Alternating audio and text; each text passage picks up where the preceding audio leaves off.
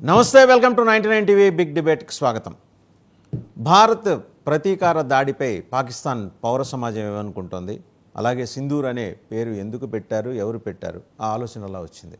And at the same time ఈరోజు ప్రతీకార దాడులు చేసి తీరుతామని చెప్పేసి పాకిస్తాన్ ఆర్మీ చెబుతోంది. అసలు అంటూ ఉంటే అక్కడ ఎవరైనా, ఎందుకంటే మునీర్ అనే ఆయన అదృశ్యమయ్యాడు, షహబాజ్ షరీఫ్ హాస్పిటల్లో ఉన్నాడు ప్రధానమంత్రి, లేకపోతే హాస్పిటల్లో వీళ్ళే బందీగా ఉంచారు. And at the same time ఒక పక్క ఎస్కలేట్ అవుతున్న కూరగాయల ధరలు, కిలో ఉల్లిపాయలు కేవలం 300 రూపాయలకే లభించే ఏకైక దేశం పాకిస్తాన్ వాళ్ళ కరెన్సీలో. సో ఇంకా బోల్డ్ అన్న అంశాలు మన స్ట్రాటజీకి, ఇంకా 12 ఉగ్ర శిబిరాలని భారత రక్షణ శాఖ గుర్తించింది.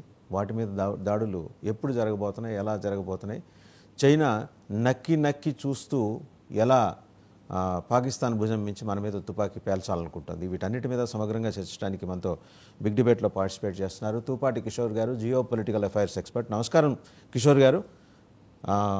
అలాగే మస్తాన్ రావు గారు, పొలిటికల్ అనలిస్ట్. ఇంకా మిగిలిన గెస్టులు కూడా మరి కాసేపట్లో జాయిన్ అవుతారు. కల్నల్ వివిరావు గారు కూడా జాయిన్ అయ్యారు. గుడ్ మార్నింగ్ కల్నల్ గారు. సో ఇంకా మిగిలిన గెస్టులు మరి కాసేపట్లో జాయిన్ అవుతారు. To start with Tupati Kishore గారు, పాకిస్తాన్ పౌర సమాజం మిశ్రమ స్పందన వస్తుంది.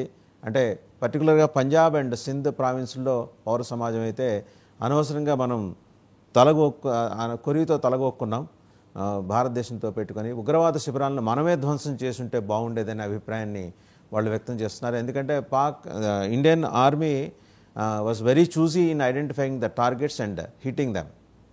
కిషోర్ గారు ఏమంటారు? నమస్తే వాసు గారు. 99 టీవీ ప్రేక్షకులందరూ కూడా హృదయపూర్వక నమస్కారాలు. ఎప్పుడైనా చెడు చేస్తే ఎప్పుడైనా వాళ్ళకు ఇది ఉంటుంది అనే దానికి ఇది ఒక ఉదాహరణ అండి.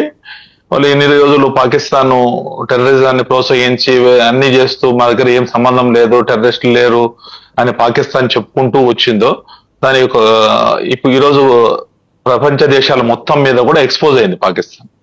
సో వాళ్ళ సమాజం కూడా ఎందుకు అనవసరంగా ఇది చేసుకోవడము, ముందే పరిస్థితి ఆల్రెడీ బాగాలేదు, వాళ్ళ ఫైనాన్షియల్ పొజిషన్ ఆల్రెడీ టోటల్ గా వాళ్ళ పరిస్థితి ఆర్థిక వ్యవస్థ అంతా అస్తవ్యస్తంగా ఉంది అని అనుకున్నప్పుడు ఇలాంటివి చేసి మీరు చెప్పినట్టు కొరుగుతో తలగొక్కోవడం లేకపోతే ఇవన్నీ కూడా చాలా ఎంటైర్ ప్రపంచ దేశాలలో ఎక్స్పోజ్ అయింది పాకిస్తాన్. ఆల్రెడీ వాళ్ళు ఒక టెర్రరిస్ట్ గ్రూపుల కన్నా కూడా పెంచి పోషిస్తున్నారు. లష్కర్ తోయిబా కాదు, అన్ని రకాల గ్రూపులు అందరూ కూడా ఒక స్థావరం పాకిస్తాన్ అనేది ప్రపంచ దేశాలకంతా తెలుసు. కానీ వాళ్ళు ఇన్ని రోజులు బుకాయిస్తూ వచ్చినారు, మాకేం సంబంధం లేదు, మేమేం చేయలేదు, మా దగ్గర ఎవరు లేరు, ఇలా అంటూ వచ్చారు.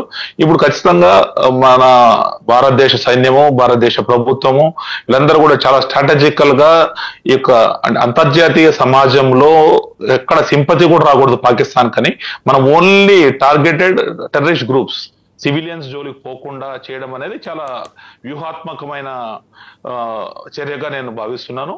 ఈ యొక్క దేశము, అందులో భారతదేశము ఈ యొక్క లాస్ట్ 10-11 సంవత్సరాల నుంచి మోదీ గారు వచ్చినాక ఒక డిప్లొమాటిక్ గా ఎన్నో రకాలుగా ప్రపంచ దేశాలలో మంచి పేరు సంపాదించింది. ఇప్పుడు రష్యాతో మంచిగా ఉంది, ఉక్రెయిన్ తో మంచిగా ఉంది, అమెరికాతో మంచిగా ఉంది. సో అన్ని రకాలుగా సమాజం అంతా కూడా, అందులో మోదీ గారు రష్యా ఉక్రెయిన్ యొక్క దాడుల్లో మేము రష్యా పక్కన లేము, ఉక్రెయిన్ పక్కన లేము, మేము శాంతి వైపుగా ఉన్నాము అని చెప్పడము, ఇవన్నీ కూడా మంచి సంకేతాలు ఇచ్చాయి భారతదేశానికి. సో ఇలాంటి పరిస్థితుల్లో ఒక వ్యూహాత్మకంగా చేయడం అనేది, శాంతిని మనం ఆశించే శాంతి కాముకులైన భారతదేశము, భారతదేశ ప్రభుత్వము ఇలాంటి దాడులు వ్యూహాత్మకంగా చేయడం అనేది చాలా అభినందనీయం. మొత్తం 264 మంది, అంటే పాకిస్తాన్ చెప్తోంది ఏంటంటే వాళ్ళు ఇప్పటివరకు క్లెయిమ్ చేసింది 30 to 40, వాళ్ళ దగ్గర కరెక్ట్ నెంబర్ లేదు, వాళ్ళు మృతి చెందారు. అది కూడా ఉగ్రవాద శిబిరాల్లో తలదాచుకున్న వాళ్ళే, నాట్ సివిలియన్స్. కానీ reports coming in, they are suggesting that 264 were dead. అంటే రకరకాల స్థాయిల్లో, హోదాల్లో వాళ్ళ ఉద్యోగ బాధ్యతలను క్రమశిక్షణతో నిర్వహిస్తున్న ఉగ్రవాదులు వాళ్ళ దేశంలో వాళ్ళు 264 మంది మృతి చెందారు. వాళ్ళలో 12 ఏళ్ల పిల్లలు కూడా, అంటే వాళ్ళు కూడా ట్రైనింగ్ తీసుకుంటున్నారంట, వాళ్ళు కూడా ఉన్నారని చెప్పేసి. అదే కదా నిన్న మసూద్ అజహర్ లేక మొత్తం నా కుటుంబాన్ని అంతా లేపేశారు, నన్నొక్కడిని మిగిల్చి మోదీ మీరు తప్పు చేశారని. ఆయన మిగిల్చిందే ఆయన చేత మరిన్ని తప్పులు చేయించి తర్వాత లేపేయడానికి అనే విషయం ఆయనకి ఇంకా అర్థం కాలేదేమో. ఆయన బీబీసీ ఉర్దూకి ఒక లెటర్ కూడా పంపించాడు. సో నాతో పెట్టుకుంటే వేరేలాగా ఉంటుందని. సరే ఆయనతో పెట్టుకుంటే కాదు, ఇంకొక ఆయన ఉన్నాడు 78 ఏళ్ళ ఆయన, ఆస్మాతో బాధపడుతున్న హఫీజ్ సయీద్. ఆయనకి ఆయుర్వేదం మందు ఫుడ్ లేకపోయినా వాటర్ లేకపోయినా 15 రోజులు ఉండగలడు, కానీ ఆయుర్వేదం మందు లేకపోతే ఒక్కరోజు కూడా జీవించలేడు. ఇవాళ ఆయన పరిస్థితి ఎక్కడో సొరంగంలో దాక్కున్నాడు. ఈ సర్కమ్స్టెన్సెస్లో వాళ్ళ రిటాలియేషన్ అంటే, నేను పాకిస్తాన్ ఆర్మీని టెర్రరిస్ట్ని వేరువేరుగా చూడలేదండి. వాళ్ళు యూనిఫామ్ వేసుకుంటారు, వీళ్ళు వేసుకోలేదు, అంతే. ఏమంటారు కిషోర్ గారు? అంతే కదా, వాళ్ళ టెర్రరిస్టులు కూడా ఇండియన్ యూనిఫామ్ తో వచ్చి మనల్ని మీద దాడి చేశారు. సో ఖచ్చితంగా మీరు చెప్పినట్టు ఇది మేకపోతు గాంభీర్యం అని నేను అనిపిస్తుంది. వాళ్ళు తక్కువ మంది, ఇప్పుడు వాళ్ళు కూడా మొరల్ బిల్డ్ చేసుకోవాలా, వాళ్ళ దేశంలో కూడా ఈ యొక్క సైనికులు కావచ్చు, సివిలియన్స్ ని కూడా వాళ్ళు కూడా మోటివేట్ వాళ్ళకు కూడా ధైర్యం చెప్పే క్రమంలో ఎక్కువ మంది చనిపోలేదని చెప్పుకోవడం అనేది సహజంగానే మనం తెలుస్తుంది. వాళ్ళు ఎక్కువ మంది చనిపోయినా కూడా తక్కువే చెప్పుకుంటారు. ప్లస్ ఇవన్నీ మేకపోతు గాంభీర్యాలు. పాకిస్తాన్ మొదటి నుంచి కూడా మేకపోతు గాంభీర్యం. మన మీద అటాక్ చేసినా కూడా వాళ్ళు ఏం చెప్పారు, మేము చేస్తాం, మా దగ్గర అణుబాంబులు ఉన్నాయి, ఎవరైనా అణుబాంబులు ఉన్నాయని చెప్పుకోవాల్సిన పని లేదు కదండి. అవసరం వచ్చినప్పుడు వేసుకోవాలా అంటే ఇవన్నీ కూడా ఏమంటారు కదా, మురిగే కుక్క కరవదంటారు కదా, ఆ టైప్ లో వాళ్ళ యొక్క దీన్ని చూపించుకొని ఎక్స్పోజ్ అవుతున్నారు. ప్లస్ ఆల్రెడీ వాళ్ళు ఆర్థికంగా చాలా చితికిపోయినారు కాబట్టి ఇక సివిలియన్స్ కు చాలా ఇంపాక్ట్ ఉంటుంది. మీరు చెప్పినట్టు 300 రూపాయలు ఉల్లిపాయలు, పెట్రోల్ కూడా చాలా ఎక్కువ కాస్ట్, ఇవన్నీ కూడా ఇప్పుడు ఖచ్చితంగా ఇదయ్యి అంతర్జాతీయ సమాజంలో వీళ్ళు ఏకాకిలైపోతారు. వాళ్ళ దేశంలో కూడా పరిస్థితి మీరు అన్నట్టు చైనాకు ఉంటుంది. ఇండియా ఇప్పుడు సూపర్ పవర్ గా నిన్న చూసాం మనము, 4th ప్లేస్ లోకి ఎంటర్ అయినాం మనం ఆర్థికంగా కూడా. సో అలాంటి పరిస్థితుల్లో ఇండియా అనేది వాళ్ళకు థ్రెట్టే ఇలాంటి దేశము కాబట్టి ఇండియాలో ఇలాంటి ప్రాబ్లమ్స్ ఉండాలనేది చైనా గోతికాడు నక్కలా చూస్తూ ఉంటుంది. కానీ ఇప్పుడు అంతర్జాతీయ సమాజం మొత్తం కూడా పాకిస్తాన్ వ్యతిరేకంగా ఉన్నప్పుడు చైనా కూడా అంత బహిరంగంగా వాళ్ళకి అన్ని చేయడం ఇవన్నీ చేయకపోవచ్చు, అంత రిస్క్ తీసుకోకపోవచ్చు. ఎందుకంటే ఒకప్పుడు ఇండియా పాకిస్తాన్ యొక్క స్ట్రక్చర్ వేరు, ఈ రోజు ఇండియాకు పాకిస్తాన్ కు చాలా అంతరం ఉంది. సో ఆర్థికంగా కావచ్చు ఈ రోజు చాలా స్ట్రాంగ్ అయింది కాబట్టి వాళ్ళకు మనకు చాలా తేడాలు ఉన్నాయి కాబట్టి. కిషోర్ గారు మళ్ళీ మీ దగ్గరకు వస్తా, ఒకసారి కల్నల్ వివిరావు గారు కూడా లైవ్ లో జాయిన్ అయ్యారు, వారి దగ్గరికి వెళ్దాం. కల్నల్ వివిరావు గారు, లెక్క 264. నమస్కారం అండి. 264 ఉగ్ర శిబిరాల్లో వాళ్ళండి, నాట్ సివిలియన్స్. చాలా క్లియర్గా ఆ లెక్క అందుతోంది మన ఇంటెలిజెన్స్ ఏజెన్సీస్కి. అఫ్ కోర్స్ అవి పూర్తిగా నిర్ధారణ చేసుకొని 1కి 10 సార్లు చెక్ చేసుకున్న తర్వాత ఆ అంశాన్ని, ఆ నెంబర్ని బయట పెడతారు. దానికోసం మనం వేగిరపడాల్సిన అవసరం లేదు. కానీ పాకిస్తాన్ క్లెయిమ్ చేస్తుంది మన 5 విమానాలని కూల్చేసింది. అదొక్కటే నిన్న పొద్దున్న నుంచి రాత్రి దాకా వాళ్ళు తిప్పుకుంటూ ఉన్నారండి వాళ్ళ మీడియాలో. ఇంకొక పాకిస్తాన్ జర్నలిస్టులు అయితే కొందరు బయటకు వచ్చేసి వెక్కి ఏడుస్తూ భారతదేశం మా మీద చాలా అన్యాయంగా అమానుషంగా ఐ అండర్స్కోర్ అండి, అమానుషంగా అంటే అసలు బేసిక్గా అక్కడ వాళ్ళు ఎప్పుడూ మానవీయ కోణంతో చూశారని నాకు తెలియదు, కానీ అమానుషంగా మనం దాడులు చేస్తున్నామని వాళ్ళు ఏడుస్తున్న విజువల్స్ కూడా. అంటే దట్ షోస్ వాస్తవంగా ఈరోజు పాకిస్తాన్ ఏమన్నా రిటాలియేషన్కి తెగబడే సూచన, ప్రమాదం ఏమన్నా కనిపిస్తున్నాయండి? ఆన్ ఎక్స్పెక్టెడ్ లైన్స్ అండి. ఎందుకంటే మనం ఎప్పుడైతే దాడి చేస్తామో ఏ క్యాజువాలిటీస్ చేసినా కానీ వాళ్ళు humanitarian angles, human rights angles, civilians collateral damage, military damage, తర్వాత హాస్పిటల్స్ అంటే ఓల్డ్ యంగ్ పీపుల్ వీళ్ళు చనిపోవడం, ఇటువంటి దానికి ప్రొజెక్ట్ చేస్తారని మనం ముందరే అనుకున్నాం. అదే విధంగా జరిగింది. నిన్న పాకిస్తాన్ ఆర్మీ చీఫ్ మునీర్ గారు ఒక ఆర్మీ లెఫ్టినెంట్ కర్నల్ చిన్న పిల్లోడని చెప్పి చనిపోయాడని చెప్పి చాలా డ్రామా చేశారు. ఇది బహుశా కోట్లీ ఏరియాలో కలిసిమెలిసి ఉంటున్న ఉగ్రవాదులు ఆర్మీతో కలిసిమెలిసి ఉంటారు కాబట్టి ఆ క్యాజువాలిటీ అయిందండి.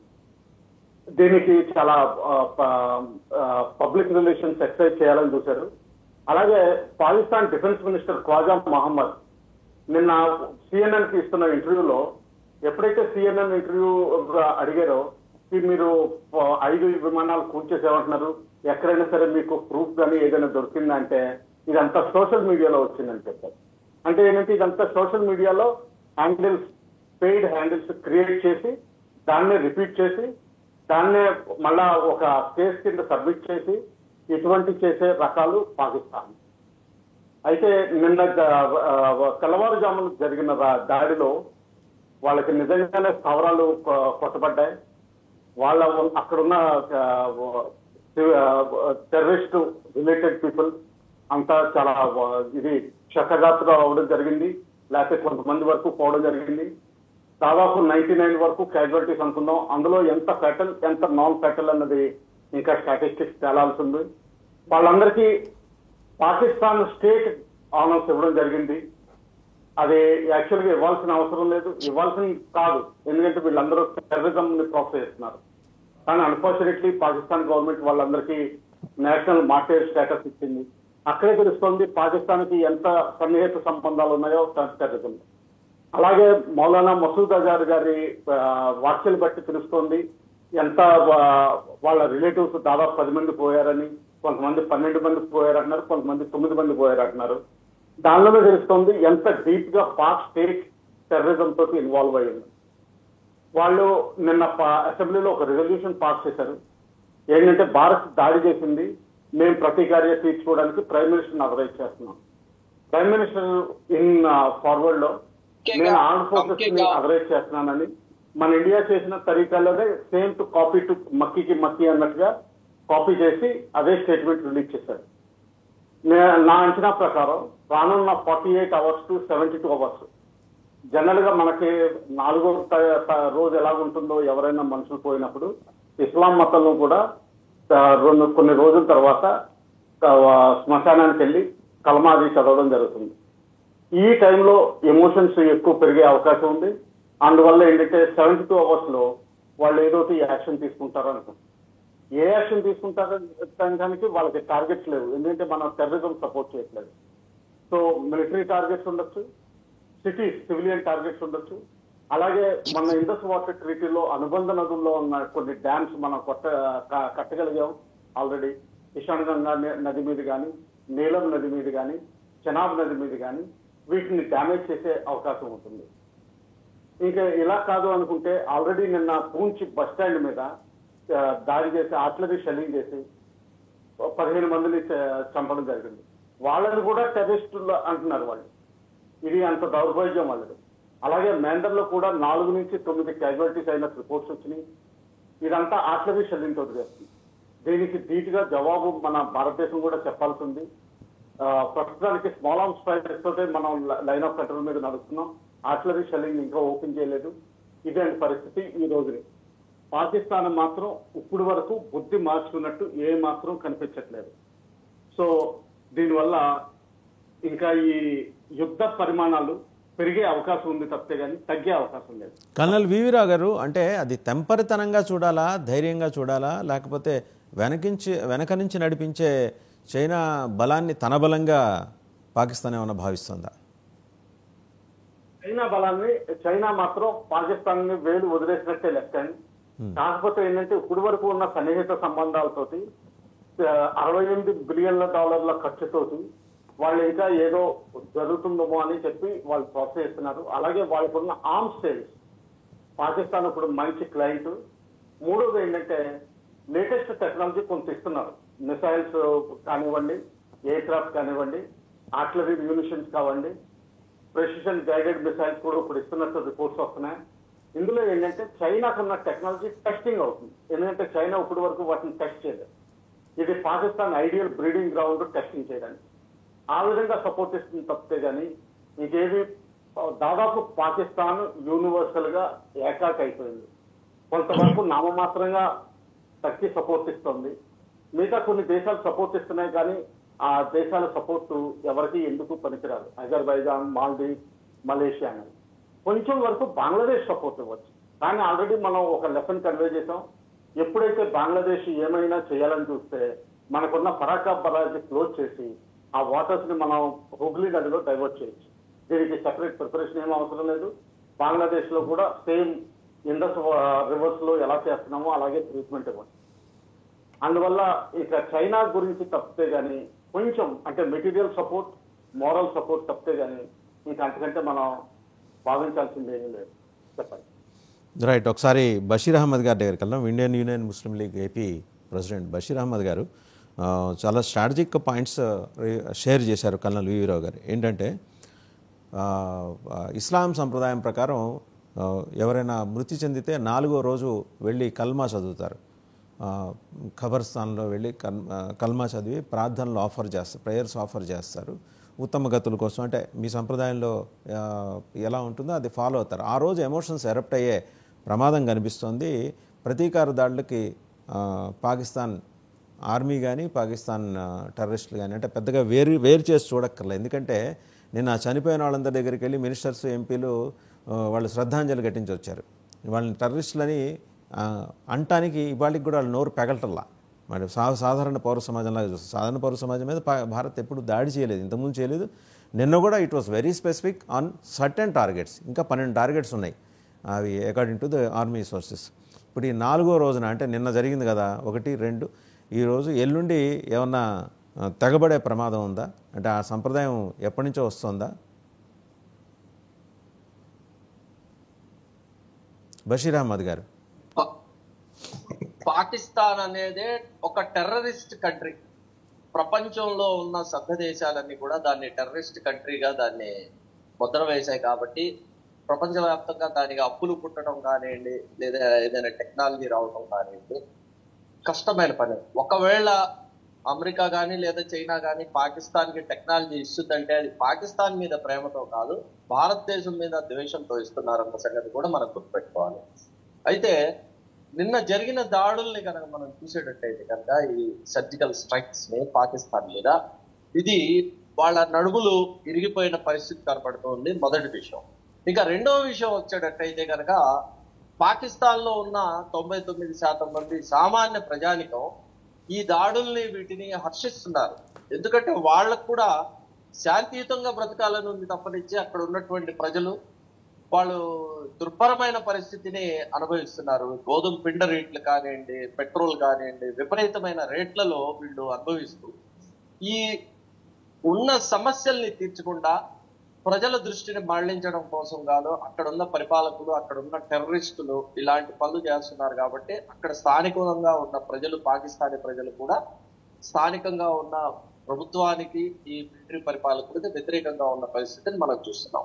ఈ రోజు ప్రపంచవ్యాప్తంగా ఏ ప్రభుత్వం, ఏ దేశం కూడా పాకిస్తాన్కి సపోర్ట్ చేయట్లా. ఈవెన్ అమెరికా కూడా సపోర్ట్ చేయకుండా ఇక ముందు దీన్ని కొనసాగకుండా చూడండి అని చెప్పిన విషయాన్ని మనం గమనించవచ్చు.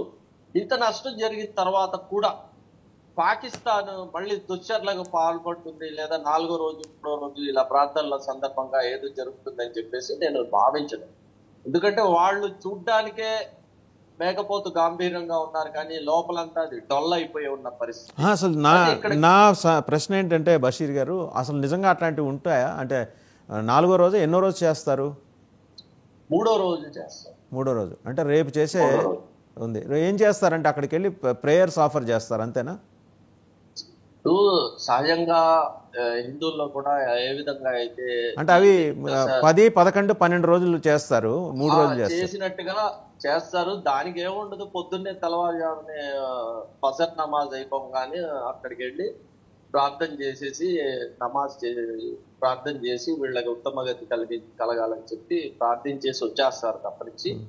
దీన్ని ఇప్పుడు మీరు ఇంత జరిగినా సరే అక్కడ ప్రజల్లో ఏ విధమైనటువంటి వ్యతిరేకత రాలేదు. ప్రజలు రోడ్డు మీదకి రావటం, రోడ్డు మీదకి వచ్చి భారత్కి వ్యతిరేకంగా ప్రదర్శనలు చేయటం ఇలా చేయలేదు విషయాన్ని మీరు గమనించండి. దానికి వైస్ వర్సాగా చూస్తే మన ఇండియాలో ఈ టెర్రరిస్టులు చేసిన దుశ్చర్యకి వ్యతిరేకంగా ప్రతి చోట కూడా ప్రజలు రోడ్డు మీదకి వచ్చారు.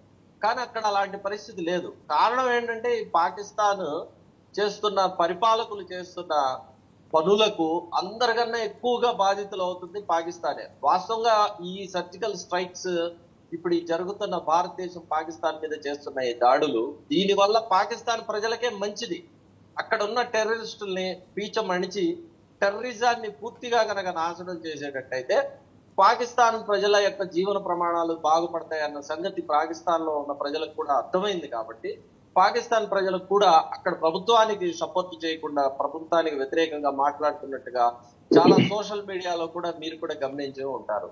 అయితే నేను చెప్పేది ఏంటంటే, వాళ్ళు ఏమన్నా ఒక చిన్న స్థాయిలో ఈ దాడులు చేయడం కానీ దుశ్చర్యలు కానీ చేయడం జరిగితే కనుక భారతదేశం దాన్ని అత్యంత సమర్థవంతంగా తిప్పికొట్టగలిగే టెక్నాలజీ కానివ్వండి లేదా మ్యాన్ పవర్ కానివ్వండి మన దగ్గర ఉంది కాబట్టి వాళ్ళు ఏదో చేస్తారు, మనకేదో నష్టం జరుగుతుంది అని చెప్పి మనం ఆందోళన చెందాల్సిన అవసరం లేదని చెప్పేసి నేను భావిస్తాను.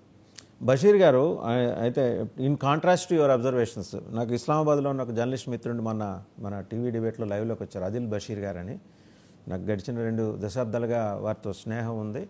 వారు లైవ్లో తీసుకున్నప్పుడు వారు అడుగుతున్నది ఏంటంటే, ఆదిల్ బషీర్ గారు, మేం చేశామని మీ దగ్గర ఏం ప్రూఫ్స్ ఉన్నాయని అడిగారు. సరే నేను అడిగా, ఆయన ఇన్ కంట్రాస్ట్ టు దట్ ఆయన ఏమంటాడు, బలూచిస్తాన్లో ఇండియన్ రా రీసెర్చ్ అండ్ అనాలిసిస్ వింగ్ దగ్గరుండి జాఫర్ ఎక్స్ప్రెస్ని హైజాక్ చేయించింది. 17 మంది మా ఆర్మీ సైన్యాన్ని చనిపోవటం వెనక రా ఉంది. అండ్ దే బీన్ ఫండింగ్, రా has been funding since couple of decades అని చెబుతున్నారు. ఆయన చెప్పారు. సరే దానికి ప్రూఫ్స్ ఉన్నాయని అడిగా. And he was silent, he was dumb for that. మీరు ఆ ప్రూఫ్స్ ఏదో ఇంటర్నేషనల్ సమాజం, అంతర్జాతీయ సమాజం ముందు పెట్టాలంటున్నారు కదా, కౌన్సిల్, ఇంటర్నేషనల్ సెక్యూరిటీ కౌన్సిల్ ముందు. మీరు పెట్టండి, మేము పెడతాం. ప్రపంచం మొత్తం ప్రూఫ్స్ చూసిన తర్వాత ఇవాళ ఆయన అడుగుతున్నట్టు విచిత్రంగా, అఫ్కోర్స్ నాకు మిత్రుడు అయి ఉండొచ్చు కాక, కానీ ఆ వితండవాదంతో వస్తున్నాడంటే ఇంకా అలాంటి వాళ్ళు ఎంతమంది ఉన్నారో ఆ దేశంలో చూడండి అంటున్నాను నేను. ఇప్పుడు సహజంగా ఏంటంటే, ఇప్పుడు మన దేశంలో ఉన్న కాశ్మీర్, పంజాబ్, ఈ తీవ్రవాదులకు పాకిస్తాన్ ఫండింగ్ చేయడం నార్మల్. దానికి వైస్ వర్సాగా కౌంటర్ గా మన భారతదేశం కూడా బెలూచిస్తాన్ కానివ్వండి, అక్కడ వేర్పాటు వాదులకు ఇండియా కూడా ఫండింగ్ చేయడం నార్మల్. ఇది సైనిక పరంగా జరుగుతున్న, ఇది నార్మల్ గా జరిగే విషయం. అయితే పాకిస్తాన్ వాళ్ళు ఏదైనా దుశ్చర్యలు చేసి ఇప్పుడు దాకా మేమే చేశాము, తప్పైపోయింది, క్షమించండి అని చెప్పిన సందర్భాలు ఏమైనా ఉన్నాయా అనేది మనం గమనించాలి. వాళ్ళు ఏనాడు కూడా చేసినవి అన్ని చేసి మేమే చేశాము, తప్పైపోయింది, క్షమించండి అని చెప్పేసి అంతర్జాతీయ సభ్య సమాజం మీద కూడా ఒప్పుకున్న పరిస్థితి లేదు. ఇప్పుడు సహజంగా ఏ నేరస్తుడైనా సరే నేరం చేసిన తర్వాత మొదట ఆ నేరం నేను చేయలేదని చెప్తాడు. దాని తర్వాత నువ్వు నేరం చేశావు అని చెప్పి మనం సాక్ష్యాలు, ఆధారాలు స్పష్టంగా చూపిస్తే కనుక అది నేరం కాదు, అది చేయటం వెనక కారణాలు ఏంటి అనేది తనని తాను సమర్థించుకుంటూ చెప్తాడు. అందులో భాగంగానే అక్కడ పాకిస్తాన్ లో ఉన్న జర్నలిస్ట్ అలా మాట్లాడని పాకిస్తాన్ ప్రధానమంత్రి ఏం మాట్లాడారో కూడా ఒకసారి చూద్దామండి. ఆయన వెళ్ళి ఎలా మొత్తుకుంటున్నాడో అంతర్జాతీయ సమాజంలో ఒకసారి ఆ బయట కూడా చూద్దాం. షహబాజ్ షరీఫ్ గారు, भारत ने जारियत करके जो फाश गलती की उसका खमियाजा अब उसे जरूर भुगतना होगा.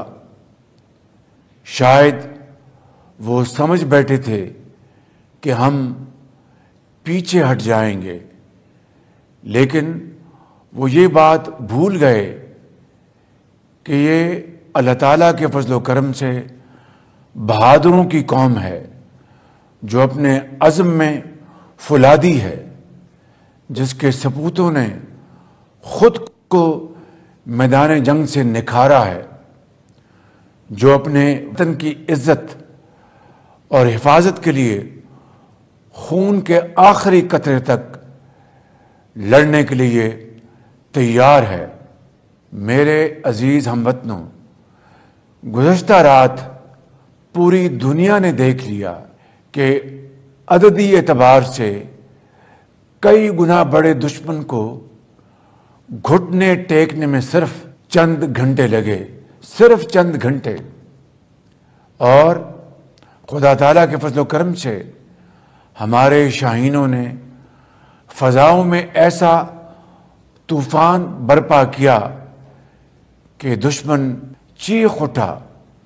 भारत के 5 जंगी तैयारे जो उनका गरूर थे, अब सिर्फ राख, मलबा और भारत ने जारियत करके. బషీర్ అహ్మద్ గారు, సో ఆయన మాట్లాడిన చివరి రక్తం బొట్టు వరకు ఆయన దుష్మన్, శత్రువులు కూడా కాదు, ఇంకా అంతకన్నా ఇంకేమన్నా ఎక్కువ ఉంటే టు ది పవర్ ఎన్ వాళ్ళ మీద పోరాటారట. ఆయన మొన్న మధ్య హాస్పిటల్లో ఆర్మీ వాళ్ళు అడ్మిట్ చేశారు. ఆ కారణాలు మనం చెప్పుకోలేం, కానీ అలాగే ఆ పెయిన్ కనిపిస్తుంది ఆయన మాడుతుంటాను ముఖంలో. ఆ పెయిన్ ఇంకా ఉంది. అలాగే తీసుకొచ్చి పాపం కూర్చోబెట్టి ఆర్మీ వాళ్ళు రాసిచ్చిన చదవటమే కదా పాపం ఆయన చేసేది. ఆయన మాట్లాడుతున్నది అది రాజకీయపరమైన స్టేట్మెంట్ తప్పనిచ్చి సైనిక పరమైన స్టేట్మెంట్ కాదు, అది స్పష్టంగా అర్థమవుతుంది. ఏవో గాలి మాటలు పోగేసి గాలి మాటలు చెప్తున్నాడు. అక్కడ వీళ్ళు ప్రజలకి సమాధానం చెప్పుకోవాల్సిన పరిస్థితిలో వీళ్ళు డిఫెన్స్ లో పడిపోయారు, అక్కడున్న రాజకీయ నాయకులు కానివ్వండి, సైనిక పరిపాలకులు కానివ్వండి. ఎందుకంటే వీళ్ళు చేసింది తప్పు. భారతదేశ అంతర్గత విషయాల్లో కల్పించుకుని ఇక్కడ 26 మందిని అమాయకుల్ని చంపడం అనేది తప్పు. దీన్ని కప్పిపుచ్చుకోవాలి, దీనికి సమాధానం చెప్పుకోవాలి. దీనికి సమాధానం చెప్పుకోవడానికి ఇలాంటి పిచ్చి పిచ్చి మాటలు మాట్లాడుతున్నాడు తప్పనిచ్చి ఆయన మాట్లాడిన దాంట్లో ఏ విధమైనటువంటి లాజిక్ కానీ తర్కబద్ధత కానీ లేదు. గతంలో జరిగిన యుద్ధాల్లో మేమేదో గుణపాఠం నేర్పించామని చెప్పి ఆయన అంటున్నాడు. ఏం గుణపాఠం నేర్పించాడు ఆయన? గతంలో జరిగిన ప్రతి యుద్ధంలో కూడా భారతదేశం మీద చేసిన యుద్ధంలో ఆయన ఓడిపోయాడు. వాళ్ళు గుణపాఠం నేర్చుకున్నారు, మనం వాళ్ళకి గుణపాఠం నేర్పించాం. మనం దయ తెలిసి జాలి తెలిసి వాళ్ళని వదిలేసాం. కాబట్టి ఈ పాకిస్తాన్కి సంబంధించిన రాజకీయ నాయకులు, మిలిటరీ నాయకులు ఈ రోజు ఒక భద్రతగా ఉన్న విషయాన్ని మనం గమనిస్తున్నాం. ఏమైనా సరే ఇప్పుడు ఒక మంచి అవకాశం దొరికింది. పాకిస్తాన్ చేసిన దుశ్చర్యలకు తగిన సమాధానం ఇవ్వడానికి, భవిష్యత్తులో వాళ్ళు మళ్ళీ ఇలా తెగబడకుండా ఉండడానికి ఒక పాఠం నేర్పించడానికి ఒక అవకాశం దొరికింది. కాబట్టి దీన్నే సాకుగా తీసుకుని మనం తీవ్రమైన దాడులు చేసి టెర్రరిస్టులు ఎక్కడెక్కడ ఉన్నారో వాళ్ళని సమూలంగా నాశనం చేయాలి. ఇప్పటి వరకు 264 అండి నెంబర్, 264 మంది హతమైనట్టు అంటే నిర్ధారణ కావాలి. బట్ ఇన్ఫార్మ్డ్ సోర్సెస్ ద్వారా అంతున్న సమాచారం కేవలం ఆ 9 పాకెట్స్లో ఇంకా 12 ఉన్నాయి చేయాల్సినవి. బహుశా దానికి మళ్ళీ ముహూర్తం సింధూర్ అనే పేరు పెట్టినట్టే దానికి ఇంకో పేరు పెట్టి చేస్తారా, ఇన్ కంటిన్యూయేషన్ ఆఫ్ సింధూరే అది చేస్తారని చూడాలి. ఒకసారి మనం ఓవైసీ గారు ఏం మాట్లాడారో చూసి మస్తాన్ రావు గారి దగ్గరికి వెళ్దాం. హైదరాబాద్ ఎంపీ అసదుద్దీన్ ఓవైసీ గారు మజ్లిస్ ఇత్తెహాదుల్ ముస్లిమీన్ हमारे साथ नारा लगाइए, पाकिस्तान मुर्दाबाद, पाकिस्तान मुर्दाबाद, भारत जिंदाबाद, भारत जिंदाबाद, वक्त अंसारी जिंदाबाद. రైట్. अस्सलाम वालेकुम व रहमतुल्लाह. మస్తాన్ రావు గారు, సో ఒక సాలిడారిటీ అండి, అంటే మనం ఆహ్వానించదగిన డెవలప్మెంట్ పరిణామం ఇది. ఆయన చాలా కమిటెడ్గా ముస్లిం సమాజం మీద ఉన్న నింద తుడిపేయటానికి ఆయన ముందుకొచ్చాడు. మనం above the party lines and above the ideologies మనం వీ మస్ట్ అప్రిషియేట్ హిమ్, ఆయన అభినందించాలి. అలాగే సమాజాన్ని మొత్తానికి సరైన దిశలో నడిపించే ప్రయత్నం చేస్తున్నాడు వాళ్ళ సమాజాన్ని. ఆ సాలిడారిటీ వ్యక్తం చేయడమే కాకుండా ఆయన ఇప్పుడు ఏంటంటే తన పార్లమెంట్ పరిధిలో ఉండే నియోజకవర్గంలో ఉండే ప్రజలందరినీ, కేవలం దారుసలాంలో ఇంతవరకు వాళ్ళ పార్టీ సభ్యులు కార్యకర్తల్ని మాత్రమే కలిసేవారు, నాయకుల్ని. ఈరోజు ఇవాళ అందరినీ కలుస్తున్నాడు ఆయన, అన్ని సామాజిక వర్గాలు, అన్ని మతాలు, కులాలని కలుస్తున్నాడు. అండ్ వాళ్ళకి భరోసా ఇస్తున్నాడు, మనం ఎలిమినేట్ చేద్దాం. ఎందుకంటే 20,000 మంది స్లీపర్ సెల్స్ ఉన్నారండి హైదరాబాద్లో. ముందర ఫస్ట్ టార్గెట్ అది. వీళ్ళు సహకరిస్తే కానీ పోలీసు వాళ్ళని పంపించలేరు. రోహింగ్యాలు కావచ్చు, పాకిస్తాన్ నుంచి వచ్చి అక్రమంగా రేషన్ కార్డులు తీసుకుని వీళ్ళే ఇప్పించారు అవన్నీ, రేషన్ కార్డులు, పాన్ కార్డులు, పాస్పోర్ట్లు, వాట్ నాట్ ఎవ్రీథింగ్. వాళ్ళు ఏం చేస్తున్నారంటే చాలా తెలివిగా వేరే దేశాలకు వెళ్ళి అక్కడి నుంచి వస్తున్నారు, నేరుగా ఇండియా రాకుండా. సో ఇవాళకి కూడా అందుకనే ఇప్పుడు నిన్న బెంగళూరు ఎయిర్పోర్ట్లో ఒక అతన్ని దించేశారు, ఆకాశ ఎయిర్లైన్స్ వాళ్ళు ఒక అతను దించేశారు. డీటెయిల్స్ రివీల్ చేయలే, అక్కడే అర్థమైపోతుంది వాడి రూట్స్ ఏంటనేది. ఇప్పుడు స్లీపర్ సెల్స్ విషయంలో అసదుద్దీన్ ఓవైసీ ఈసారి కొంచెం ముందుకొచ్చే అవకాశం ఉంది, అంటే వాళ్ళని పట్టించే అవకాశం ఉంది. అంటే ఆయన పట్టించక్కర్లే, పోలీసులు వాళ్ళు ఉద్యోగం చేసుకుంటే దాంట్లో జోక్యం చేసుకోకుండా ఉంటే ఈజీగానే ఆ ప్రాసెస్ పూర్తవుతుంది. అంటే ఒక ఏడాది పడుతుంది, ఏం ఓవర్ నైట్ ఏం కాదు, అది ఏడాది పడుతుంది. మస్తాన్ రావు గారు మీరేమంటారు? ఖచ్చితంగా ఓవైసీ గారు ఇచ్చిన నినాదాలన్నీ ఇస్తే గతంలో ఆయన మీద ఒక విధమైన ఇది ఉంది. ఇది ఒక 15 నిమిషాలు సమయం ఇస్తే చాలు అవతల వాళ్ళని తుడిచిపెట్టేద్దాం వేరే మతాలను చెప్పేసి అన్న దీనిలో నుంచి ఈరోజు ఈ పెహల్గాం దాడి నేపథ్యంలో జరుగుతున్న ఈ ఉగ్రవాదుల ఏరివేత కార్యక్రమంలో భాగంగా ఆయన ఇప్పుడు ఇచ్చిన పిలుపు పాకిస్తాన్ ఉద్దేశించి కానీ మన భారతదేశానికి సంబంధించి ఆయన నినాదాలు చేయడం అనేది మన దేశంలో అందరూ కూడా సంక్షోభం వచ్చినప్పుడు ఏకతాటి మీదుగా నిలుస్తారు. భిన్నత్వంలో ఏకత్వం ఎలా ఉంటుందనే దానికి ఇప్పుడు ఆయన నినాదాలు మనకి నిదర్శనంగా మనకు కనపడతాం. అదే కాదు, ఇక్కడ ఎమోషనల్స్ తో కూడిన అంశాలు ఇందాక మీరు చెప్పారు.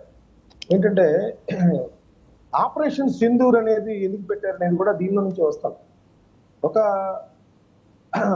సింధూరాన్ని ఒక పవిత్రమైన దీనిగా అందరూ కూడా ఎమోషన్ గా ఫీల్ అవుతారు, సంస్కృతి సాంప్రదాయాలకి ప్రతీకగా.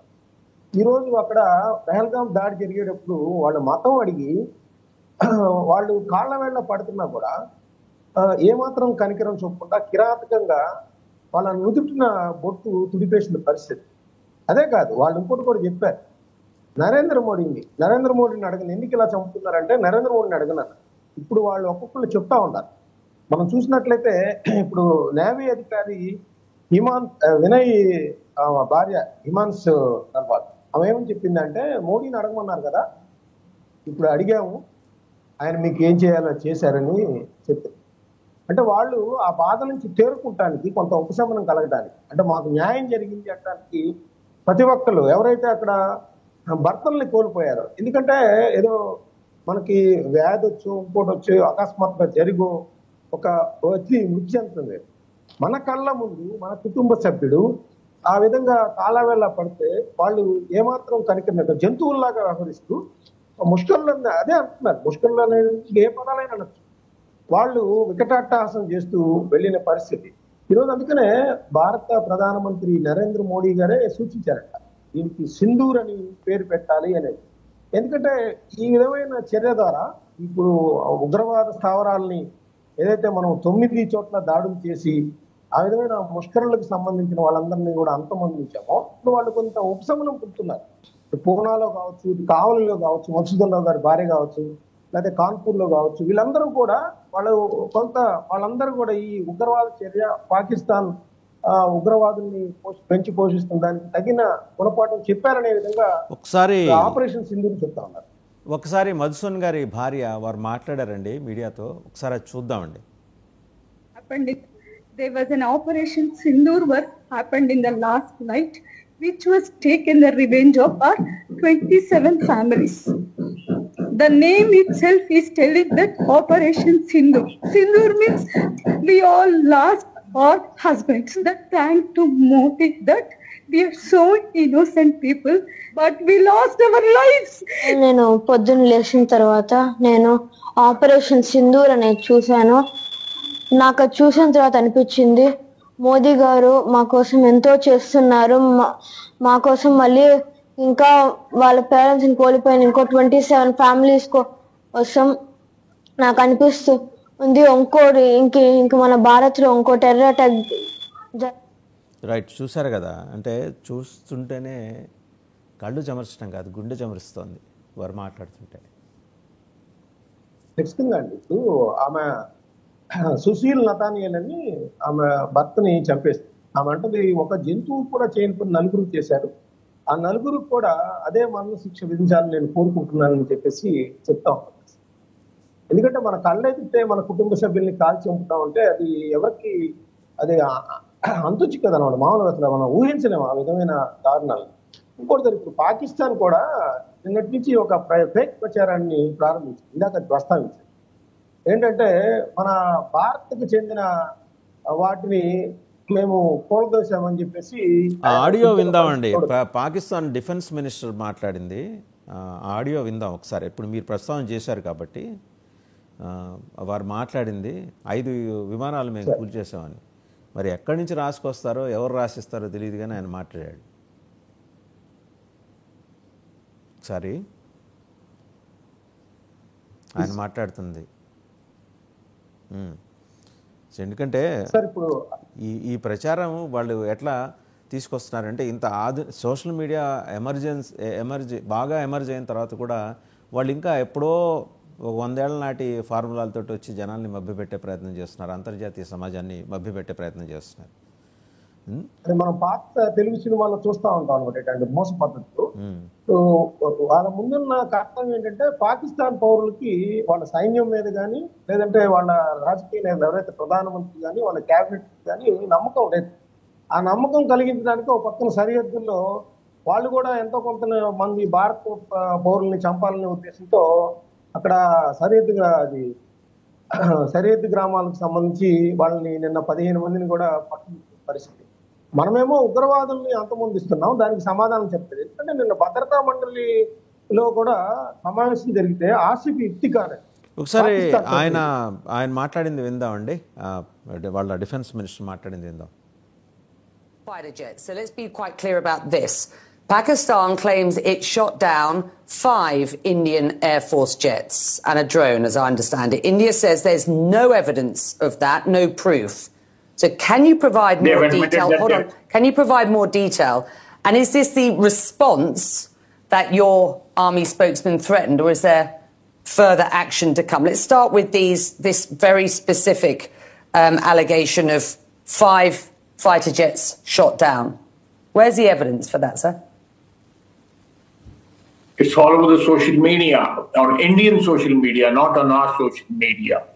The debris of these jets fell into Indian occupied Kashmir, and it's all over Indian media today. You're the defense and they have minister. admitted their media has. The reason to talk to you today, sir, is not to talk about content all over social media. I'm sorry. It's not to talk about content all over social media. I'm asking you right. Kishore గారు విన్నారు కదా, defence minister ఆ బుకాయింపు విన్నారు కదా, ఇదంతా ఏంటంటే భారత media చేస్తున్న ప్రచారం అని. మరి అది ప్రచారం అయినప్పుడు మీరు బెంగెట్టుకోవడానికి మీ జర్నలిస్ట్ని రోడ్డు మీద తీసుకొచ్చి వాళ్ళు ఏడుస్తున్న విజువల్స్ మార్కెట్లో రిలీజ్ చేయడం దేనికి? ఒకవేళ అది ప్రచారమే ఫేక్, భారతదేశం ఫేక్, వాళ్ళ ప్రచారం ఫేక్, అన్నీ ఫేక్ అయిన తర్వాత మీ ఏడుపులు కూడా ఫేకేనా? రోడ్డు మీదకి వచ్చి ఏడుస్తున్నారు కదా. వాసు గారు, పాకిస్తాన్ ఇప్పుడు ఏమి చెప్పినా సమాజం ఒప్పుకునే పరిస్థితులు లేదు. వాళ్ళు బేసికల్ గా అబద్ధాల పుట్ట. వాళ్ళు ఎన్నోసార్లు ప్రతిసారి అబద్ధాలు అంటే ఈరోజు నిజం చెప్పినా కూడా ఎవరు నమ్మే పరిస్థితి లేదు సమాజం. సో కాబట్టి వాళ్ళు ఈ బుకాయింపు ఇవన్నీ కూడా తెలిసిపోతుంది వాళ్ళ ఏమి డొల్లతనం ఏంది, పరిస్థితి ఏంది. వాళ్ళు అంతర్జాతీయ సమాజంలో వాళ్ళకి అసలు ఎక్కడా కూడా క్రెడిబిలిటీ లేదు. ప్లస్ ప్యారల్ గా భారతదేశం అంటే ప్రపంచమంతా ఈ రోజు భారతదేశం వైపు చూస్తుంది, దౌత్యపరంగా కావచ్చు, అన్ని రకాలుగా కూడా కావచ్చు. అందులో ఈ సివిలియన్స్ మీద పోవడం అనేది దేశం మొత్తం, ప్రపంచం మొత్తం కూడా చాలా ఒక విధమైన దీంతో ఉంది. ప్రపంచం అంతా కూడా దీన్ని రిటాలియేట్ చేస్తే కూడా ఎవరు కూడా దాన్ని నో చెప్పే పరిస్థితి లేదు. ఎందుకంటే అమాయకుల్ని పొట్టన పెట్టుకోవడం అనేది అమానుష్యం. కాబట్టి ఎవ్వరు కూడా దీన్ని సమర్థించరు. ఖచ్చితంగా ఈరోజు భారత్ ఏమి చేసినా కూడా దాన్ని సమర్థించే పరిస్థితుల్లోనే ఈవెన్ మన కొంతమంది విశ్లేషకులు చెప్పినట్టు పాకిస్తాన్ లో కూడా వాళ్ళకి సపోర్ట్ లేదు. ఇప్పుడు పాకిస్తాన్ లో కూడా ప్రజల్లో ఎక్కడ ఎమోషన్స్ లేవు. ఎందుకంటే వాళ్ళు తప్పు చేసినారనే విషయం వాళ్ళకు తెలుసు. కాబట్టి ఎవరైనా కూడా సమాజం ఆ విధంగా ఆలోచన చేస్తుంది కదా. కాబట్టి వాళ్ళ బుకాయింపులు ఇంకా కూడా నాకు తెలిసి ఇంకా ఆపరేషన్ సింధూర్ 1, 2 చాలా అన్ని రకాలుగా కూడా ఇది ఖచ్చితంగా జరిగి పాకిస్తాన్ అయితే కుదేలైపోతుందని మాత్రం అందరూ చెప్పగలుగుతామండి. రైట్. కిషోర్ గారు, పాకిస్తాన్ ప్రధానమంత్రి షహబాజ్ షరీఫ్ ఒక national security committee meeting attend చేశారు. దాని తాలూకు ఇది ట్వీట్ మనం చూడొచ్చు. ఆయన ఏంటున్నారంటే, for now May 9th takes precedence and our priority remains the war against the constitution, Imran Khan and the citizens of Pakistan అని ఆయన షహబాజ్ షరీఫ్ గారు చెప్పుకుంటూ వచ్చారు. వాళ్ళు డిసైడ్ అయ్యారు రిటాలియేషన్ ఉంటుందని. ఇప్పుడు ఇందాక కల్నల్ వివి రావు గారు చెప్పినట్టు వాళ్ళ సంప్రదాయం ప్రకారం ఆ రోజు అక్కడ వెళ్ళి ప్రేయర్స్ ఆఫర్ చేసిన తర్వాత ఆ ఎమోషన్స్ని అక్కడి నుంచి మోసుకొస్తూ వాటిని గన్స్లో లోడ్ చేసి, మిసైల్స్లో లోడ్ చేసి మన మీద దాడికి దిగడానికి, మళ్ళీ ఆ సావుగా మిగిలిన టెర్రరిస్ట్ మూకల్ని మన మీద తోలడానికి వాళ్ళు సిద్ధంగా ఉన్నారు. మరి ఈ పరిస్థితుల్లో హౌ ప్రిపేర్డ్ వీఆర్. రెండోది చాలా కీలకమైన విషయం ఏంటండి, inputs coming in from IB suggesting Telangana police, especially Telangana police and AP police in certain areas. హైదరాబాద్లో అయితే 20,000 మంది ఉన్నారు స్లీపర్ సెల్స్, నిర్దిష్టమైన సమాచారం ఉంది. ఏపీలో కూడా ఈ మధ్య నంద్యాలలో చూశారు. నంద్యాలలో పాకిస్తాన్ అనుకూల ప్రదర్శనలు చేసిన వాళ్ళని అదుపులోకి తీసుకున్నారు. మళ్ళీ నంద్యాల, ఆత్మకూరు ఏరియాస్, అలాగే గుంటూరులో బషీర్ అహ్మద్ గారి సొంత ఊరు, గుంటూరులో కూడా పర్టికులర్ కొన్ని పాకెట్స్ ఉన్నాయి, only certain very tiny pockets, అక్కడ కూడా సస్పీషియస్ యాక్టివిటీస్ జరుగుతుంటాయి. వీళ్ళందరి మీద ఒక రౌండ్ వేయమని చెప్పేసి అయితే గుంటూరులో ఏం యాక్టివిటీస్ లేవండి. ఉన్నాయి బషీర్ గారు. అంటే బషీర్ గారు మీరున్న ఏరియాలో ఉండకపోవచ్చు, మీరు లేని ఏరియాలో ఉన్నాయి. Even I too hail from the same place, I too have inputs. మీరు ఖండించవచ్చు, మీకు ప్రజాస్వామ్యంలో ఉన్నారు కాబట్టి ఖండించే పరిపూర్ణమైన స్వేచ్ఛ మీకుంది, మీ అభిప్రాయం నేను గౌరవిస్తున్నాను. కానీ మీరు చెప్పే మాటతో నేను విభేదిస్తాను. ఉంది, ఏ విధమైనటువంటి ఉన్నాయి ధృవీకరణ ఉన్నాయి ఉన్నాయి లేకుండా 20,000 గుంటూరు, మంది 5 ఆత్మకూరు, లక్షల నేను చెప్తున్నాను సార్, ఏరియాస్ కూడా చెప్తున్నా, గుంటూరు, ఆత్మకూరు, ఎవరు నంద్యాల ధృవీకరించారు? అండ్ ఎవరు హైదరాబాద్ ధృవీకరించారు? హైదరాబాద్ ఎవరు కర్నూలు. ధృవీకరించారు? వాసు గారు, ధృవీకరణ లేకుండా ధృవీకరణ గుంటూరులో ఐబీ ఒక నిమిషం బషీర్ గారు, ఒక నిమిషం మస్తాన్. ఐబీ ఇదేమన్నా శుభలేఖ అండి, ఇలా మేము వీళ్ళని ధృవీకరించామని చెప్పేసి బయటికి పాంప్లెట్ రిలీజ్ చేయడానికి? What are you talking? ఏం మాట్లాడుతున్నారు, ఏం మాట్లాడుతున్నారు? మీకు నచ్చకపోవచ్చు కాక, మీ ఏరియాలో ఉన్నారని మీకు నచ్చకపోవచ్చు కాదు. ఇప్పుడు పుకార్లు ఏంటండి? స్లీపర్ సెల్స్ ఉన్నారు, ఇట్స్ ఫ్యాక్ట్. స్లీపర్ సెల్స్ గుంటూరులో కూడా ఉన్నారు, గుంటూరులో కూడా ఉన్నారు. మీకు నచ్చకపోవచ్చు, ధృవీకరణ ఓకే అండి. మీరు ఢిల్లీ వెళ్ళి ఐబీ వాళ్ళతో మాట్లాడండి, నాకు ధృవీకరణ కావాలండి, నేను all India Muslim League AP president అండి, and apart from that I'm senior advocate and AP high court, నాకు కావాలని చెప్పేసి అడగండి. ఎవరిస్తారండి? ఐబీ ఇస్తుందా మీకు ధృవీకరణ? బయటకు బహిరంగంగా వచ్చి ఇస్తుందా? బయటకి బహిరంగంగా వచ్చి ఇస్తుందా? నేను మళ్ళీ చెప్తున్నా, ఖచ్చితంగా ధృవీకరణ ఎవరు చెవిలో వచ్చి చెప్పరండి, మీకు చెప్పరు, శుభలేఖలా పంచరు. ఉన్నది నంద్యాలలో ప్రొటెస్ట్, వాళ్ళు అనుకూలంగా వచ్చి పాకిస్తాన్ అనుకూల ప్రదర్శన చేసినప్పుడు ఎక్కడికి వెళ్ళిపోయారు సార్ మీరందరూ? ఏం చేస్తున్నారు సార్ బషీర్ అహ్మద్ గారు? బషీర్ అహ్మద్ గారు ఏం చేస్తున్నారు? ఆ రోజు మీరు మాట్లాడారా? నంద్యాలలో వాళ్ళు అనుకూలంగా ప్రదర్శన చేస్తే మరి పోలీసులు చోద్యం చూశారు, మీరు మాట్లాడారా? నేను ఖండించానండి. మీరు మాట్లాడారా? బయటకు వచ్చి మీరు మాట్లాడారా అన్నా? నేను there is a possibility of certain tensions in identified areas. This is the terminology the IB has used. సంవత్సరాల క్రితమే డిగ్రీ కాలేజ్ ఉంది, ఇక్కడ వాళ్ళు అందరూ ఎడ్యుకేటెడ్. దేశం ఏదో సార్, ఎడ్యుకేషన్ వేరు, ఎమోషన్స్ వేరు. నేను మళ్ళీ అదే చెప్తున్నా, రెండింటిని కలపద్దు. ఎడ్యుకేటెడ్ ఎలిట్ పీపుల్ వేరు. గుంటూరులో అయితే లేరు, సరే సరే, మీరు ఒప్పుకోవద్దులేండి, కానీ మీరు ఒప్పుకోవాల్సిన అవసరం కూడా లేదు. కానీ ఉన్నదైతే ఇది, ఉన్నదైతే అయితే నేను ఐఎమ్ టాకింగ్ టు కిషోర్ గారు, ఈ 4 ఏరియాస్ అయితే ఉన్నాయండి వాళ్ళ దగ్గర. IB has certain information and specific inputs about the ongoing developments. ఈ పర్టికులర్ 4 ఏరియాస్ మీద ఎక్కువ కాన్సన్ట్రేషన్ చేశారు. ముందర హైదరాబాద్ ఖాళీ చేయించాలండి. అది సాధ్యమవుతుందా? కేంద్ర ప్రభుత్వం చేయగలదా? ఇది ఒక అవకాశం అండి. ఇందువరకంటే ఏదో అమాయకులను చేస్తారు. ఇప్పుడు ఈ యొక్క దీన్ని దృష్టిలో పెట్టుకొని ఐబీ కావచ్చు, లేకపోతే టోటల్ హోమ్ మినిస్ట్రీ కూడా చాలా సీరియస్ గా తీసుకొని ఖచ్చితంగా విల్లు ఉంది కాబట్టి ఈ రోజున్న పరిస్థితుల్లో ఇది ఒక జరిగింది ఇలా కాబట్టి ఖచ్చితంగా దీన్ని జల్లెడ పట్టడానికి ఇది ఒక మంచి అవకాశం అని నేను అనుకుంటున్నాను. ఖచ్చితంగా ఇలాంటి దేశ ద్రోహుల్ని ఎవరైతే స్లీపర్ సెల్స్ వీళ్ళందరూ కూడా ఖచ్చితంగా దేశంలో ఉండకుండా వాళ్ళని చేయాల్సి సరైన చర్యలు తీసుకొని వాళ్ళని తరిమి కొట్టాల్సిన పరిస్థితి. అందరూ కూడా సభ్య సమాజం ప్రతి ఒక్కరు కూడా మనకు తెలిస్తే కూడా మనందరం కూడా ఇన్ఫర్మేషన్స్ ఇవ్వాల్సిన అవసరం ఉంది ఖచ్చితంగా దీన్ని. ఎందుకంటే ఇలాంటి వాళ్ళ వల్లనే దేశం మొత్తం ఈ విధంగా మనం చూడండి, అమాయకులు పాపము పెళ్లి అయిన 1 month కూడా కాలేదు అలాంటి వాళ్ళ భర్తలను పోగొట్టుకోవడం ఇవన్నీ కూడా ఎంత బాధాకరమైన అంశం. కాబట్టి ఇది మన ఇంట్లో జరిగితే ఎలా ఉంటుందో ఒకసారి ఊహించుకోవాలి. కాబట్టి మనం అందరం కూడా దీన్ని ఖండించాలండి. గవర్నమెంట్ దగ్గర ఈ మెకానిజం ఉంది. They have that potential, they have the mechanism. ఖచ్చితంగా మనం చూస్తాం. వాసు గారు, సిటిజన్ అమెండ్మెంట్ యాక్ట్ తెద్దామని కేంద్రం కూడా ఇందుకే ప్రతిపాదించింది. సిటిజన్ అమెండ్మెంట్ యాక్ట్ తెస్తేనే ఇలాంటి విషయాలన్నీ కూడా బయటపడే అవకాశాలు ఉంటాయి.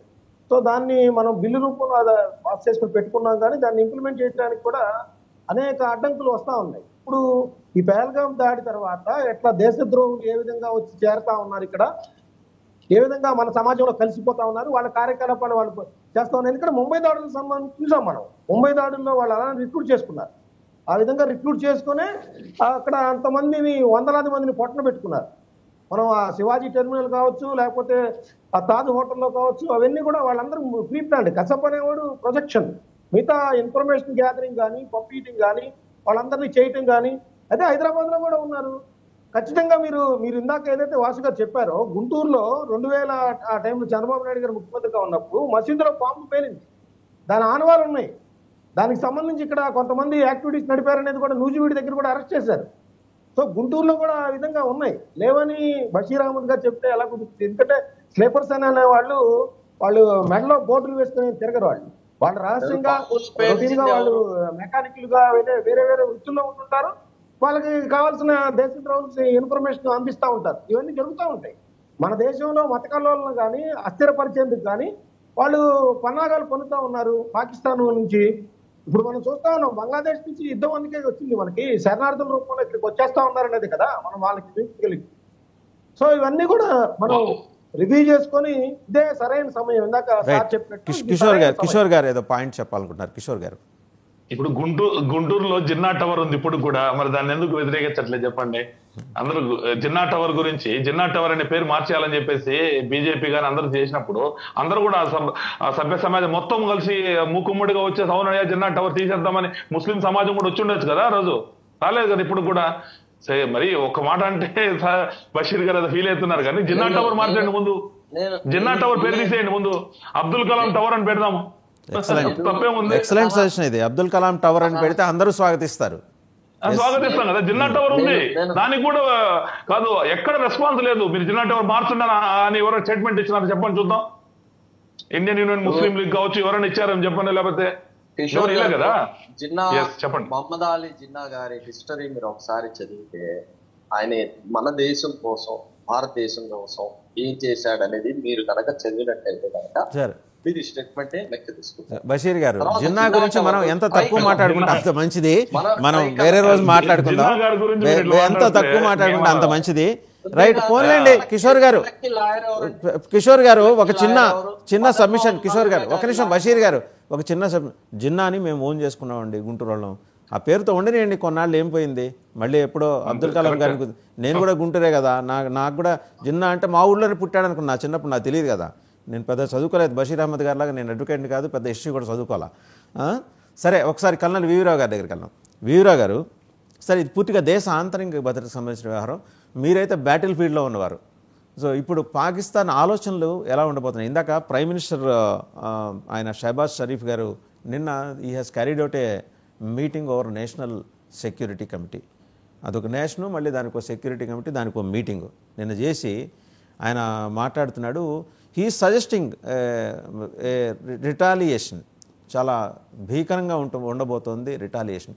వాళ్ళ దగ్గర ఉన్న ఆయుధ సంపత్తి ఏంటి అంటే, ఇప్పుడు దీపావళి సామాన్లు అమ్మే షాపులు ఉంటాయండి, వాడి చాలా పెట్టుకుంటాడు, అమ్ముతాడు, కానీ వాడికి దాంట్లో చాలా వాటిని ఎలా పేల్చాలో, ఆ దీపావళి సామాన్ ఎలా పేల్చాలో కూడా తెలియదు. పాకిస్తాన్ పరిస్థితి కూడా అదే అనేది. చైనీస్ వాళ్ళ అది మొత్తం ఎగ్జిక్యూట్ చేయడానికి పాకిస్తాన్లో ల్యాండ్ అయిన చైనీస్ చెప్తున్న మాటలు అని చెప్పేసి international news agencies they are reporting అండి. కల్నల్ రావు గారు వినిపించింది కదా? కొంచెం ఆడియో నాకు వినిపించలేదని మళ్ళీ రిపీట్ చేయగలుగుతారా? కల్నల్ రావు గారు, ఇప్పుడు నిన్న ఆయన national security committee meeting chair చేశాడు ప్రైమ్ మినిస్టర్ షహబాజ్ షరీఫ్ గారు. చాలా బీభత్సమైన ప్రతీకార దాడి మా నుంచి ఉండబోతోందని. వాళ్ళ దగ్గర ఉన్న వెపన్స్ ఎలా ఉపయోగించాలో తెలియని దుస్థితిలో వాళ్ళ ఆర్మీ ఉంది sir. They are not trained, they are not given enough training by China. ఉత్తినే తీసుకొచ్చి అక్కడ పెట్టిందిట, మీకు ఇవి ఇస్తున్నా ఉపయోగించుకునే విధానం చెప్పలా. ఇప్పుడు వాళ్ళు they have the depth of that knowledge అండి. వాళ్ళు నిజంగా ఆయన అన్నట్టు దాడులు, ప్రతీకార దాడులకి తెగబడే ప్రమాదం ఉందా అండి? ప్రమాదం తప్పనిసరిగా ఉంది. ఆయన చాలా క్లారిటీతో చెప్పారు. ఇన్ ఎనీ కేస్ ఇప్పుడు ప్రస్తుతానికి నిజంగా సమస్య పోవాలన్నా కానీ పాకిస్తాన్ అట్లీస్ట్ ఫేస్ ఎవర్ తీసుకోవాలి. మేము ఒక దేశం, మేము ఒక పవర్ఫుల్ ఆర్మీ, ఒక రెస్పెక్టబుల్ ఆర్మీ, ఒక respectable air force, somewhat our reasonable navy అన్నట్టుగా వాళ్ళకు కూడా ఒక ఫేస్ ఎవర్ కావాలి. ఆ face saver last time Pahalgam incident లో బాలాకోట్ ఇన్సిడెంట్ లో చేసిన తర్వాత చేసినట్టు చేస్తారా? అంటే స్టాండ్ ఆఫ్ సైడ్ నుంచి ఒక మిసైల్ ఫైర్ చేసి మన ఆర్మీ ఇన్స్టాలేషన్ ని టార్గెట్ చేశారు అక్నూర్ ఏరియాలో. అలా చేస్తారా? లేకపోతే ఇంకొంచెం సీరియస్ గా చేస్తారా? మనం 9 దాడులు చేసాము కాబట్టి వాళ్ళు కూడా 9 దాడులు కానీ 10 దాడులు కానీ చేస్తారా? ఎటువంటి టార్గెట్స్ ఎన్నుకుంటారు? ఎందుకంటే మనకంటే టెర్రరిస్ట్ టార్గెట్స్ ఉన్నాయి, వాళ్ళకి టెర్రరిస్ట్ టార్గెట్స్ లేదు. సో ఏంటంటే ఏ టార్గెట్స్ చూస్ చేసుకుంటారు? సివిలియన్ ఏరియాసా, సివిలియన్ ఎయిర్పోర్ట్సా, లేకపోతే ఈ నదీ జలాల మీద ఉన్న ఏమన్నా డ్యామ్లు అటువంటి ఏదైనా సరేనా? ఎందుకంటే ఇది కొత్త ఇష్యూ వచ్చింది కాబట్టి. తర్వాత ఇంకేదైనా చేస్తారా? డెప్త్ ఏరియాలో ఇటువంటి ఉగ్రవాద చర్యలు ఏమైనా చేపడతారా? ఏదైనా సాధ్యం ఉంది. సో ఏం జరుగుతుందో మనం అప్రమత్తంగా ఉండాలి. చైనా వెపన్స్ ఎమ్యునిషన్ ఇవ్వచ్చు, కానీ అవి ఏంటంటే బేసికలీ సేల్స్ కోసం, లేకపోతే వాళ్ళ టెక్నాలజీ డెమాన్స్ట్రేషన్ కోసం, టెక్నాలజీ వెరిఫికేషన్ కోసం. అంతేగాని పెద్దగా నిజంగా చైనా ఇచ్చిన మిసైల్స్ కానీ ఎయిర్ క్రాఫ్ట్ కానీ మనకి రియల్లీ అంత ప్రాబ్లం లేదు, ఆ విధంగా అనుకున్నాం. సార్ రావు గారు, నాది ఇంకో ప్రశ్న అండి. S-400 we have with us. S-400 సామర్థ్యాన్ని ఒకవేళ పాకిస్తాన్ నిజంగానే తెగబడితే S-400ని మనం ప్రయోగిస్తే పాకిస్తాన్కి ఉండబోయే థ్రెట్ అలా ఉండబోతుంది. ఎందుకంటే మన టార్గెట్ పౌర సమాజం కాదు, కేవలం టెర్రర్ క్యాంప్స్. ఇప్పుడు వాడు తప్పించుకున్నాడా, నిజంగా వాడి పేరుతో ఎవరైనా మసూద్ అజర్ అనే వాడి పేరుతో ఇంకెవరైనా ఇచ్చారా? ఎందుకంటే 12 మంది పోయారు వాడి కొంపలో, వాడి బంధువర్గం అంతా కలిపి. దాంట్లో చిన్నపిల్లలు కూడా ఉన్నారని మళ్ళీ వాడే చెప్పాడు. అంటే వాళ్ళని కూడా ట్రైనింగ్లో దించేసి, పసిపిల్లల్ని కూడా ట్రైనింగ్లో దింపేసి 5-6 ఏళ్ల పిల్లల్ని కూడా వాళ్ళకి అంటే ఏం చెప్తున్నాడు. ప్రత్యేకించి దగ్గర 1250 మదర్సాలను మూసేశారట. ఈ అలర్ట్ వచ్చిన తర్వాత ఇంకా పీఓకేలో మూసేయాలని చెప్పి ఇన్స్ట్రక్షన్ వచ్చింది. ఎందుకంటే వాళ్ళు ఊహించారు ఈ దాడి ఏదో జరగబోతోంది అని చెప్పేసి. నిజంగా మసూద్ అజహర్ దాంట్లో ఉండుంటాడా, వాడు చనిపోయి ఉంటాడా, లేకపోతే ఒకళ్ళు చనిపోయినా సరే మేకపోతు గాంభీర్యానికి వాడి పేరు తట్టుకుని మన మావోయిస్టులు లేఖలు రాస్తుంటారు చూడండి, అందులో ఒకటే పేరు ఉంటుంది, మారుతుంటారు, వ్యక్తులు మారుతుంటారు. అట్లాగే వీళ్ళు కూడా అదే ఫార్ములా ఉపయోగించుంటారా? ఈ క్యాంప్స్ వేటిల్లో టాప్ లీడర్స్ ఎవరు ఉండరండి. Only middle level, at the best 1 or 2 ఉంటారు. మిగతా వాళ్ళంతా లోవర్ లెవెల్ క్యాడర్సే ఉంటారు. లేకపోతే ట్రైనింగ్ అవుతున్న వాళ్ళు, కొత్తగా తీసుకొచ్చిన వాళ్ళు, కొత్తగా రిక్రూట్ అవుతున్న వాళ్ళు, అటువంటి వాళ్ళే ఉంటారు. తప్పనిసరిగా మసూద్ అజహర్ ఆ క్యాంప్ లో లేరు, అందులో డౌట్ ఏం లేదు.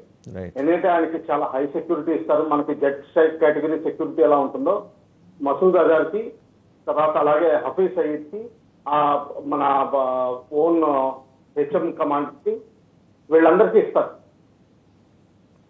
అందులో సందేహం ఏం లేదు. ఇక నెక్స్ట్ పాయింట్ అంటారా, మన S-400 అనేది స్ట్రాటజిక్ ఎయిర్ డిఫెన్స్ వెపన్, చాలా కాస్ట్లీ వెపన్, ప్రపంచంలోనే చాలా శక్తివంతమైంది, లేటెస్ట్ టెక్నాలజీ. దీనికి మించింది ఓన్లీ S-500 ఉంది, అది ఇంకా ప్రూవెన్ టెక్నాలజీ కాదు. అమెరికా కూడా దీనికి చాలా అబ్జెక్ట్ చేసింది, రష్యా మనకి ఇవ్వడానికి. ఇదేంటంటే స్ట్రాటజిక్ వెపన్ కింద వాడతారు తప్పే కానీ ప్రతి ఏదో డ్రోన్ లాంచ్ చేశారు లాహోర్ నుంచి, అది రెక్కి చేయడానికో లేకపోతే కొన్ని డ్రగ్స్ స్మగ్లింగ్ చేయడానికో పంజాబ్ బోర్డర్లో, అటువంటి వాడే అవకాశం లేదు. స్ట్రాటజిక్ టార్గెట్స్ అంటే దీనికి కేపబిలిటీ ఏంటంటే 400 కిలోమీటర్స్ నుంచి గుర్తుపట్టి 250 కిలోమీటర్స్ ముందనే దాన్ని సర్వనాశనం చేయగలిగే కెపాసిటీ ఉంది. దీనికి తగిన టార్గెట్స్ దొరికితేనే అప్పుడే వాడతాం. దీనికి చాలా sophisticated radar systems, tracking systems, firing systems ఇవన్నీ అనుసంధానం అయ్యి ఉంటాయి. అందుకని చెప్పి దీన్ని చాలా రేర్ గా వాడతారు, అవసరం వచ్చినప్పుడే వాడతారు. ఆ విధంగా గ్రహించాలి. చెప్పండి. రైట్. కిషోర్ గారు, కల్నల్ వీవీరావు గారు దాని ఆ పర్టికులర్ వెపన్కి సంబంధించిన దాని టెక్నాలజీ అంతా వివరించారు. అయితే ఇంతవరకు ఈ గ్రౌండ్ మీద మనం టెస్ట్ చేయలేదు, అమెరికా నుంచి కూడా అబ్జెక్షన్స్ ఉన్నాయి. అంటే మన మీద దాడి జరుగుతున్నప్పుడు 400 కిలోమీటర్ల దూరం నుంచే గుర్తించి దాన్ని 250 కిలోమీటర్ల దగ్గర నిలవరించే ఒక అద్భుతమైన వెపన్ అది. యాజ్టీస్గా అది ఉపయోగించే సందర్భం ఇప్పుడు ఏర్పడబోతోంది అని ఒక సందేహం ఉంది, నమ్మకం కూడా ఉంది డిఫెన్స్కి అండ్ అలాగే దేశ ఆంతరింగ వ్యవహారాలు చూసే మిగిలిన యంత్రాంగాలన్నిటికీ కూడా. ఈ పరిస్థితుల్లో S-400 అంటే అవసరం పడితేనేనండి, కావాలని ప్రత్యేకించి మనకి మొదటి నుంచి కూడా ఏంటంటే మనకు దాడి చేయటం లేదు. ఇన్ కేసు వాళ్ళు తెగబడితే మనం దీన్ని ప్రయోగించడానికి ఏమైనా ఛాన్స్ తీసుకునే అవకాశం ఉందా? ఖచ్చితంగా అండి. ఎటువంటి అవకాశాలను వదులుకోరు కాబట్టి ఎవరు మనల్ని ఆంక్షలు విధించే పరిస్థితులు ఏ దేశము లేదు, అమెరికా కాదు, ఇంకోటి కూడా కాదు. అవసరం అన్నప్పుడు ఖచ్చితంగా వాడతారు, ఖచ్చితంగా దాన్ని యూజ్ చేసుకుంటారు. మనం గత 10-11 సంవత్సరాల్లో చూస్తే డిఫెన్స్ లో చాలా అప్డేషన్స్ జరిగినాయి. చాలా అందరికి కూడా ఈ బుల్లెట్ ప్రూఫ్ జాకెట్లు ఇవ్వడం కావచ్చు, ఒక మోదీ గారు ప్రతి సంవత్సరము దీపావళికి పోయేసి వాళ్ళతో పాటు స్పెండ్ చేయడం కావచ్చు, ఇవన్నీ కూడా చాలా విప్లవాత్మకం, అంటే అన్ని రకాల మార్పులు జరిగినాయండి. కాబట్టి defence forces are very very proactive. మనం కూడా చూసాము నిన్న అంతా కూడా మహిళలు కూడా ఎక్కువ మంది రిక్రూట్ అయ్యారు. సో ఖచ్చితంగా మనం will not leave any stone unturned అంటారని, ఖచ్చితంగా ఏ ఒక్క అవకాశాన్ని వదలము. దీని ఎవరి యొక్క దయాదాక్షిణ్యంలో లేకపోతే ఎవరిదో ఒక పర్మిషన్ తీసుకోవాలనే పరిస్థితి కూడా ఏమి ఉండకపోవచ్చు. మనకు రియల్ గా అవసరం వచ్చింది, ఖచ్చితంగా నీడ్ ఆఫ్ ద అవర్ అన్నప్పుడు ఖచ్చితంగా వీల్ యూజ్ ఇట్, అలా డౌట్ ఏం లేదు. రైట్, థ్యాంక్ యూ కిషోర్ గారు. ఎవరి ఆంక్షలకు మనం భయపడే పరిస్థితి లేదు. రైట్ అండి, thank you very much Kishore గారు, కల్నల్ వీవీరావు గారు, మస్తాన్ రావు గారు, బషీర్ అహ్మద్ గారు, అందరికీ ధన్యవాదాలు. సో S-400 ఉపయోగించే సందర్భం అతి సమీపంలోనే ఉంది. ఎందుకంటే పాకిస్తాన్ రిటాలియేషన్ మోడ్లోకి వెళ్ళింది. వాళ్ళ అమరవీరులకి రేపొద్దున 3వ రోజున వెళ్ళి కబ్రస్థాన్కి వెళ్ళి అక్కడ ప్రార్థనలు చేసి నివాళులు అర్పించిన తర్వాత అక్కడి నుంచి ఎమోషన్స్ క్యారీ అవుట్ చేసి వాళ్ళు చాలా బీభత్సమైన ప్రతీకార దాడికి దిగబోతున్నారు. అది క్లియర్ ఇండికేషన్. షహబాజ్ షరీఫ్ గారి వ్యక్తిగత ఆరోగ్యం ఎలా ఉన్నా సరే ఆయన కూడా పాపం వచ్చి కుర్చీ